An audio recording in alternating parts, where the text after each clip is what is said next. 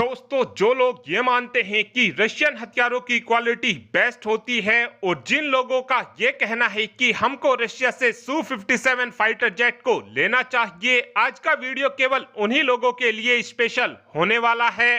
तो जैसा कि आप सभी जानते ही हो कि इस वक्त हमारी सेना के पास 50 से 60% हथियार रशियन हैं, लेकिन इन हथियारों की क्वालिटी लगातार गिरती जा रही है और ये क्वालिटी अब इतनी ज्यादा गिर चुकी है, आप केवल इसी बात से अंदाजा लगा सकते हैं कि अब से 5 सालों पहले ही यानी 2019 में हमने रशिया की X-31P नाम की मिसाइल को भारी संख्या में खरीदा था। इस मिसाइल को रशिया के अंदर KS-31 के नाम से भी जाना जाता है। ये एक एंटी रेडिएशन मिसाइल है और सेम इसी सेगमेंट की इस समय हमारे पास रुद्रम मिसाइल भी है। एंटी रेडिएशन मिसाइल को स्पेशली दुश्मन देश के डिफेंस सिस्टम को मार गिराने के लिए बनाया जाता है, क्योंकि जब भी दुश्मन देश के डिफेंस सिस्टम से रेडियो फ्रीक्वेंसी निकलती है, जब भी हमारी ये मिसाइल दुश्मन देश के डिफेंस सिस्टम की रेडियो फ्रीक्वेंसी का पता लगाकर दुश्मन देश के डिफेंस सिस्टम को हिट करती है।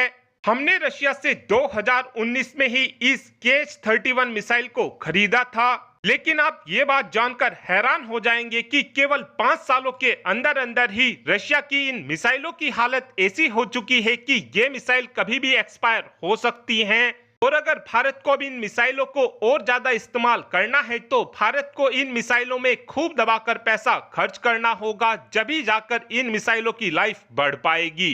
इसी वजह से अब रशियन हथियारों पर सवाल भी उठने शुरू हो चुके हैं। और पिछले लंबे समय से आपने भी ये चीज जरूर नोटिस की होगी कि साल 2018 में जब भारत ने रशिया के साथ 5 रेजिमेंट S-400 डिफेंस सिस्टम की डील साइन की थी, उसके बाद से अब तक भारत ने रशिया के साथ एक भी बड़ी डिफेंस डील को साइन नहीं किया है। इसके पीछे सबसे बड़ा कारण यह है कि रशियन हथियारों का सर्विस एबिलिटी रेट केवल 50 से 60% होता है, यानी कि अगर हम रशिया के 100 फाइटर जेट का इस्तेमाल करते हैं तो उनमें से केवल 50 से 60 फाइटर जेट ही ऐसे होंगे जिनका इस्तेमाल हम तुरंत कर सकते हैं। बचे हुए 50 से 40 फाइटर जेट हमेशा ही मेंटेनेंस में खड़े होंगे। वहीं पर अमेरिका और यूरोपियन हथियारों का सर्विस एबिलिटी रेट 90 से 95% होता है, यानी कि केवल 10 से 5 फाइटर जेट ही ऐसे होंगे इनका इस्तेमाल तुरंत नहीं किया जा सकेगा। इसीलिए अब भारत ने अपनी जरूरत के ज्यादातर हथियारों को या तो खुद बनाना शुरू कर दिया है या फिर अमेरिका और फ्रांस जैसे देशों से खरीदना शुरू कर दिया है।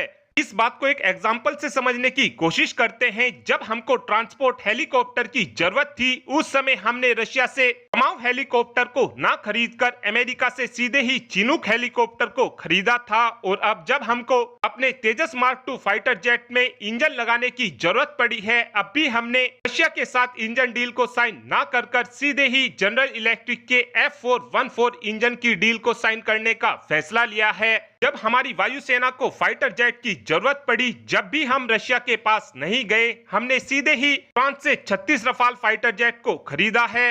आई होप अब आप समझ ही चुके होंगे कि रशियन हथियारों पर भारत की तरफ से इतना ज्यादा फोकस क्यों नहीं किया जा रहा है। और अब आप ही कमेंट कर बता सकते हैं कि आपको क्या लगता है कि क्या हमको अभी भी रशिया से Su-57 फाइटर जेट को लेना चाहिए, या फिर आपका ये मानना है कि हमको अमेरिका से F-35 फाइटर जेट को लेना चाहिए। इस बात का आंसर आप कमेंट बॉक्स में दे सकते हैं। Thanks for watching this video. Have a good day.